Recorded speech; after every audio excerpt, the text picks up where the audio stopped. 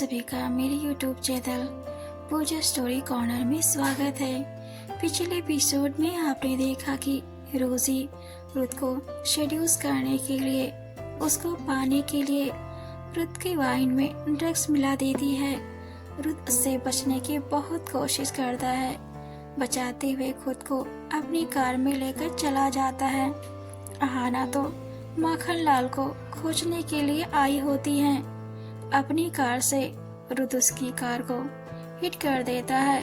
कहानी में आगे बढ़ने से पहले एक जरूरी सूचना, अगर आपको मेरी नॉवेल अच्छी लग रही हो, पसंद आ रही हो, अगर आप पहली बार मेरी वीडियो पर आए हैं तो मेरे इस चैनल पूजा स्टोरी कॉर्नर को जरूर सब्सक्राइब करें, मुझे सपोर्ट करें, कमेंट लाइक शेयर भी करें। इससे मुझे मोटिवेशन मिलती है और भी कहानी और नॉवेल्स लिखने के लिए। अगर आज ये नॉवेल आप देख रहे हो तो आपको हो सकता है समझ ना आए। नॉवेल को अच्छी तरह से समझने के लिए, इस नॉवेल को अच्छी तरह से जानने के लिए आपको मेरे इस नॉवेल्स के पिछले सभी पार्ट को जरूर देखने की आवश्यकता है, ताकि नॉवेल्स अच्छी तरह समझ सके। सो बढ़ते हैं बिना देरी के अपने novels when I first met तो नॉवेल्स में आगे सुनते हैं। रुत की कार अहाना की कार से टकरा जाती है। अहाना की कार सड़क के किनारे पर आ जाती है सरकते हुए। अहाना बहुत ज़्यादा डर जाती है, कहीं उसको कुछ होना, पर भगवान का शुक्र होता है कि अहाना को कहीं चोट नहीं लगी होती है। अहाना अपना सिर उठाती है और खुद को चेक करती है कहीं उसे चोट तो नहीं लगी। फिर वो सामने वाली कार को देखने लगती है जिसकी हेडलाइट ऑन ऑफ हो रही थी। अहाना अपनी कार से बाहर निकलती है और सामने वाली कार का डोर ओपन करने की कोशिश करती है, पर उससे ओपन नहीं हो रहा होता है। अहाना कार की विंडो की मिरर से झांकने लगती है और देखती है कि कोई लड़का जो ड्राइविंग सीट पर बैठा है, पर कोई हलचल भी नहीं कर रहा है। अहाना डर जाती है। अहाना हाथ पैर मारती है कि विंडो खुल जाए, पर नहीं खुल रहा होता है। अहाना उस आदमी को आवाज लगाती है, पर कार के अंदर आवाज नहीं, जरा से भी नहीं आ रही होती है। अहाना सोचती है क्या करूं, अगर इसको कुछ हो गया तो सब कुछ मेरे सिर पर आएगा। अहाना अपनी कार के पास जाती है। फिर उसके दिमाग में एक ख्याल आता है, दोबारा उस कार को हिट करे ताकि उसकी विंडो तो टूटे। अहाना ऐसा ही करती है। अहाना रुत की कार को फिर से हिट कर रही होती है। अहाना हिट करके रुत की कार को अपनी कार से नीचे उतरती है और रुत की कार की एक विंडो टूट गई होती है। अहाना अपना हाथ उस आदमी तक बढ़ाने की कोशिश करती है, फिर भी पहुंच नहीं पाती है। देखती है वह आदमी ठीक सही सलामत होता है। अहाना टूटी हुई विंडो से कार के अंदर हाथ डाल के विंडो को खोलने की कोशिश करती है और लकीली विंडो खुल भी जाता है। अहाना उस आदमी को आवाज लगाती है, हेलो, कौन हो आप ठीक तो हैं? पर वो नशे में होता है। अहाना को अपने पास देखता है तो कार में खींच लेता है। अहाना रुत को पहचान नहीं पाती है। रुत की याददाश्त तो पहले ही चली गई है। उसे क्या पता कि वह लड़की ही उसकी अहाना है। रुत बोलता है, प्लीज हेल्प मी। अहाना उसकी आवाज सुनती है तो उसको उसकी आवाज जानी पहचानी लगती है। अहाना पूछती है, आपको क्या हुआ, कैसे हेल्प चाहिए आपको? रुत बोलता है, मुझे किसी ने ड्रग्स दिया है, प्लीज सेव मी। अहाना बोलती है, मैं क्या कर सकती हूँ? मुझे कुछ भी समझ में नहीं आ रहा है। उठो चलो मेरी कार में, मैं आपको हॉस्पिटल लेकर चलती हूँ। रुत बोलता है, तब तक बहुत देर हो जाएगी।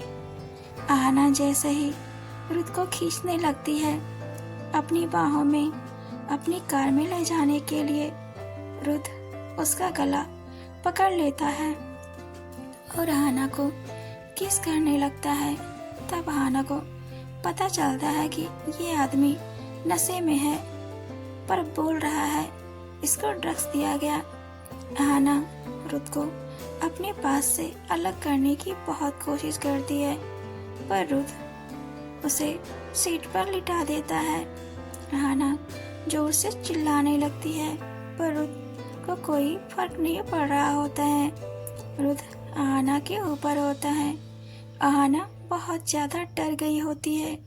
रुत से भीख मांगती है कि उसको छोड़ दे, मैं तो आपको बचाने के लिए आई थी, पर आप तो मेरे साथ। रुत की पकड़, मजबूत पकड़, उसको खुद को छुड़ा पाना आहना के बस में नहीं होता है। आहना की एक भी बात नहीं सुनता है और कार में आहना के साथ दुष्कर्म कर बैठता है। उसकी आंखों से आंसू लगातार बह रहे होते हैं, पर रुत को उसके आंसुओं से मतलब नहीं होता है। आहना चीखती और चिल्लाती है, पर रुत रुकने का नाम नहीं लेता है।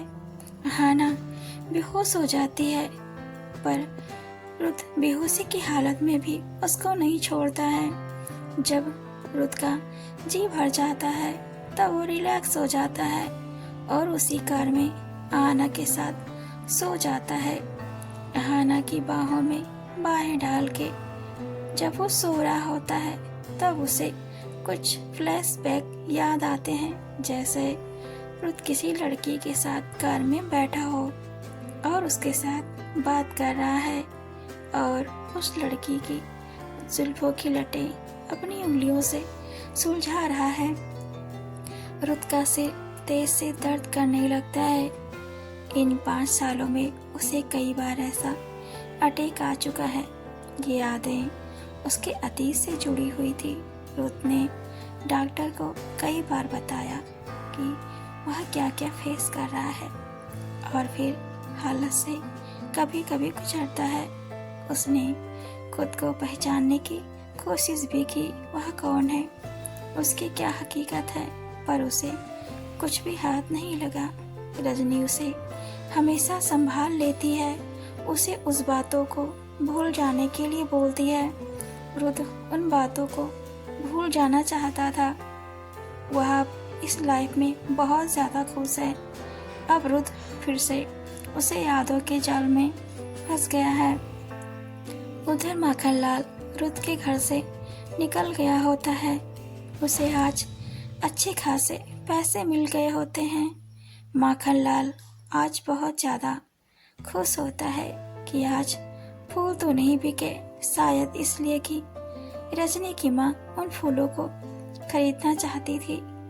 स्कूटी चला रहा होता है और सोचता है आज आहना बहुत खुश हो जाएगी जब वो सुनेगी कि आज उसे अच्छे खासे पैसे मिले हैं फूलों से। माखनलाल बिला पहुंच जाता है और देखता है कि गेट बाहर से बंद है और घर की सभी लाइट भी बंद है। माखनलाल के मन में डर का माहौल बन जाता है और गेट दूसरी चाबी से खोलता है। टोनी काका ने 3 चाबी बिला की बनवाई थी, जो एक रुत के पास, दूसरी टोनी काका के पास, तीसरी माखनलाल के पास होती थी। रुत जब लास्ट में पानी में गिरा था तो रजनी ने उसे पाया था। जब रजनी की माँ रुत के कपड़े धुल रही थी तो उन्हें वो बिला की चाबी मिली थी। अब वह चाबी रजनी के पास थी। अब रजनी नहीं चाहती है कि रुत अपने अतीत की ओर रुख करे। वो हर एक पैतरे अपनाती है कि रुत बस उसका ही ख्याल करे। माखनलाल गेट खोलकर बिला के अंदर जाता है, आहना के रूम की तरफ जाता है और देखता है कि आना रूम में नहीं है। फिर बिला के बाहर आता है, फिर कार पार्किंग की तरफ भागता है और देखता है कि कार नहीं है, तो समझ जाता है कि आना उसके देरी करने की वजह से आना मुझे ढूंढने के लिए बिला से कार लेकर निकल गई है। उधर आना को थोड़ा होश आता है। उस आदमी को अपने पास सोता हुआ देख आना फूट फूट के रोने लगती है और खुद को संभालते हुए अपनी कार में आकर बैठ जाती है और कार के अंदर आकर बहुत ज़्यादा रोती है और बोलती है, मुझे माफ़ कर देना रुत, मैं खुद को बचा नहीं पाई। मैंने खुद को सिर्फ तुम्हें सौंपा था। आज मुझे किसी ने बिना मेरी परमिशन के मुझे हाथ लगाया। मैंने उससे बचने की बहुत ज़्यादा कोशिश की, पर मैं खुद को उसके चंगुल से बचा नहीं पाई। आना सोचती है कि मुझे मर जाना चाहिए, पर उसे अपने छोटे छोटे मासूम बच्चों की याद आने लगती है और बोलती है, मैं चाहकर भी मर नहीं सकती हूँ, मेरे बच्चों का क्या होगा। रुत, तुम्हारा तो कुछ भी अता पता नहीं है कि तुम कहाँ हो। प्लीज जहाँ कहीं भी हो अब चले आओ। आज तुम यहाँ होते तो मेरे साथ ऐसा कुछ भी नहीं होता। आना अपनी कार चलाते हुए लेकर चली जाती है और लगातार रोती भी रहती है। माखनलाल जैसे ही अपनी स्कूटी पर बैठ के स्कूटी चलाने वाला ही होता है कि आहाना कार लेकर आ रही होती है। उसकी हेडलाइट की लाइट देख के माखनलाल को अंदाजा हो जाता है कि रुत की कार है। आहाना कार पार्किंग में लगा देती है। बिना माखनलाल को देखे वो सीधे विला के अंदर चली जाती है और अपने रूम में जाकर अंदर से दरवाज़ा बंद कर लेती है। वॉशरूम में जाकर अपने शरीर पर हर वो निशान को देख के चीख रही होती है जो उस आदमी ने कार में दिए। आहाना खुद को शावर के नीचे बैठा देती है। माखनलाल आहाना को बार बार आवाज़ दे रहा होता है, पर आहाना को शावर की शोर से कोई आवाज़ सुनाई नहीं देती है। आहाना रोती हुई सिमट रही होती है और बार बार बस रुत को याद कर रही होती है। उधर रुत अपनी टूटी हुई कार में आराम से सो रहा होता है। उसे जरा सा अफसोस नहीं होता है कि उसने क्या किया है। आना वॉशरूम में जाकर दूसरे कपड़े पहनती है। रात के 12 बजने वाले थे। वह अपने आंसू पोंछकर अपने इमोशन को कंट्रोल करके रूम से बाहर आती है और बोलती है, अंकल आप कब आए? माखनलाल बोलते हैं कि तुमने मुझे देखा नहीं क्या? मैं तो वहीं गेट के पास ही खड़ा था। आना बोलती है, ओह सॉरी, मैं बहुत जल्दी में कार से उतरकर देखने के बच्चे जाग तो नहीं गए, फिर वॉशरूम में चली गई। माखनलाल बोलते हैं, अच्छा तभी तुमको मैं बुला रहा था, इसलिए तुमको सुनाई नहीं दिया होगा। कोई बात नहीं। माखनलाल आहाना के हाथों में नोटों का बंडल थमा देता है और बोलता है, आज अच्छी कमाई हुई ये 20,000 रुपये। आहाना की आंखों में आंसू आ जाते हैं तो माखनलाल बोलता है, क्या हुआ, तुम रो क्यों रही हो? आहाना बोलती है, अंकल आइए। माखनलाल को आहाना माखनलाल के रूम में ले जाती है और माखनलाल अपने रूम की सजावट देखकर उसको याद आता है कि आज उसका जन्मदिन है। तभी बच्चे भी उठ के आ जाते हैं। आहाना बोलती है, तुम दोनों तो सो रहे थे ना, इतना जल्दी उठे कैसे? आरव बोलता है, मम्मा तो बहुत देर से उठे हैं, हमें बहुत बुरा सपना आया था कि आप किसी मुसीबत में हो। आध्या भी बोल पड़ी, मम्मा मुझे भी आया था जैसे आप मुझे हेल्प के लिए पुकार रही हो, इसलिए जब मैं उठी तो आरो भाई भी उठ गया।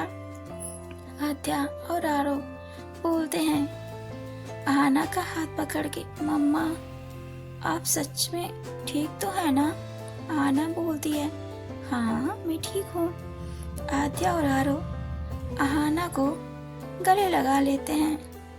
12 बज जाते हैं, घड़ी शोर मचाने लगती है। बच्चे बहुत खुश हो जाते हैं। माखनलाल केक को काटता है और बच्चे उसे गिफ्ट देते हैं। अहाना अपना दर्द भूल जाती है कि उसके साथ क्या घटित हुआ। आज सबकी खुशी के लिए खुश होने लगती है। उसके चेहरे पर किसी तरह की कोई दर्द की शिकन नहीं होती है। अहाना माखनलाल को एक स्मार्ट वॉच गिफ्ट करती है और बोलती है, अंकल इसमें आप सब कुछ कर सकते हैं, ये हमेशा आपके हाथ में ही रहेगा। आद्या बोलती है, नानू आपके शूज फट गए थे ना? माखनलाल आद्या को गले लगा लेता है और उसे केक भी खिलाता है। आरव माखनलाल को एक जोड़ी कपड़ा गिफ्ट करता है, बोलता है, नानू ये आपके लिए। माखनलाल उसे भी और आद्या दोनों को फिर से गले लगा लेता है और अहाना की तरह देखता है और आंखों से इशारे करते हुए अहाना को धन्यवाद बोलता है। अहाना इशारे से बोलती है, कोई बात नहीं अंकल, हम सब एक परिवार हैं। सब अपने अपने रूम में चले जाते हैं और सो जाते हैं। अहाना रात भर बस अपने साथ हुए अन्याय के बारे में सोचती है। अगली सुबह हो जाती है। उधर रुद्र अपनी कार में ही अभी तक सोया होता है। सब लोग रुद्र को ढूंढ रहे होते हैं पर वो कहीं भी किसी को नहीं मिलता है। आगे नोवेल में हम देखेंगे कि क्या अहाना ये जान पाएगी कि उसके साथ दुष्कर्म करने वाला इंसान कोई और नहीं उसका ही रुद्र है।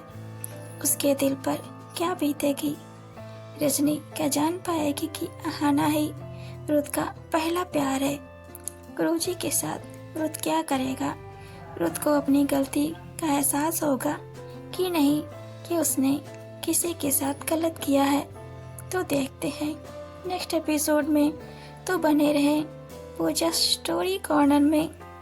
Thanks for watching, keep supporting, thank you so much.